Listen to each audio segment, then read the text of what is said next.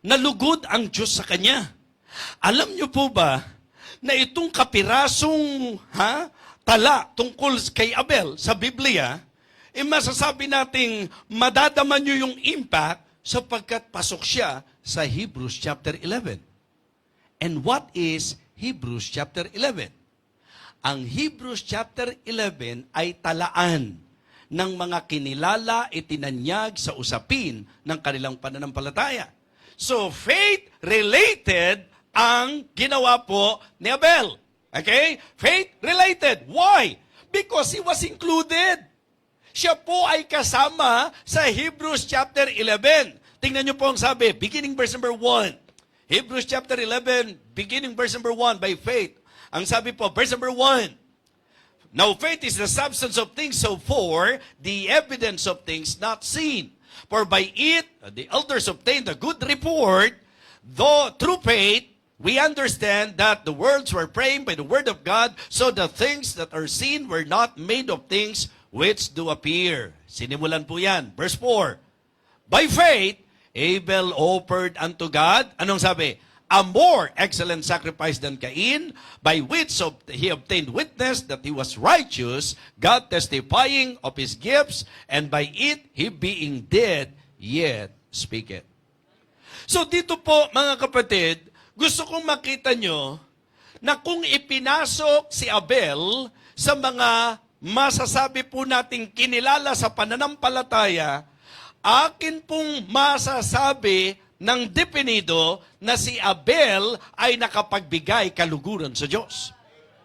At tingnan nyo, Hebrews 11:6. Sabay-sabay nga po, Hebrews 11:6. Ang sabi po, but without, ready, begin. But without faith it is impossible to please Him. For he that cometh to God must believe that He is, and that He is the rewarder of them that believe. Kasi pwede nating isipin saan pumasok po yung punto natin? Na pangalawa, he pleased and worshiped God. Ang faith issue is actually an issue of our worship. Okay? And in worshiping God, faith is very important. And generally, according to the presentation of Hebrews chapter 11, but without faith, it is impossible to please God. Now, if in Hebrews chapter 11, si Abel ay sinama sa mga taong tinanyag, kinilala sa pananampalataya, hindi ba maiko-conclude natin that Abel pleased God? Diba? Ano po ba ang ginawa nila? Mag-o-offer. Ang hakbang at ang pagsasagawa ng pag-o-offer ay hakbang na anong gagawin natin? Sasamba. Part ng ating worship ang mag-offer. Tama po? So I can say that Abel, he pleased and worshiped God.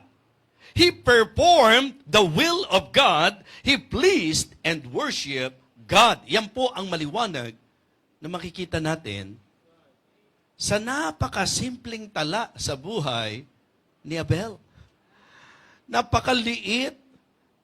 Nasa isang chapter na hindi pa buo, mga minamahal, ang istorya po ni Abel at parang napakadirekta ng pagkakabanggit na ipinanganak si Abel, di ba? And Adam knew Eve, his wife, and she conceived and bare a son. At tinawag po ang pangalang Abel o Cain, Abel, di ba? Yung dalawang yan. And in process of time, it came to pass. Ganun lang po ang pagkakakwento. Hindi na nagbigay pa ng kung ano-anong masalimuot na kwento, kundi both of them sa tamang panahon, nung sila'y pumunta na para maghandog at para mag-alay, anong nangyari? Tinanggap ang alay ni Abel at si Abel, tinanggihan ang alay ni Cain at si Cain. Meaning, ginawa ni Abel kung ano ang kalooban ng Diyos. Mga kapatid, do well like Abel. Meaning, do the will of God. Perform the will of God in your life. Second, please and worship God. Bigyang kaluguran natin ng Diyos. Sambahin natin ng Diyos. Mga kapatid, huwag kayong magsisimba lang. Sumamba tayo sa Kanya. At pag sumamba tayo sa Kanya, please Him, mga kapatid. Bigyan po natin siya ng kaluguran. Wala po tayong ibang dapat masasabi nating may kukonsider na kaagaw ng Panginoon sa ating pagsamba. Yun ang dahilan kung ba't sinasabi natin, hanggat maaari, yung cellphone, huwag nyo munang isabay habang nagwo-worship. Gawin natin ang tama. Gawin natin ang mabuti, mga minamahal.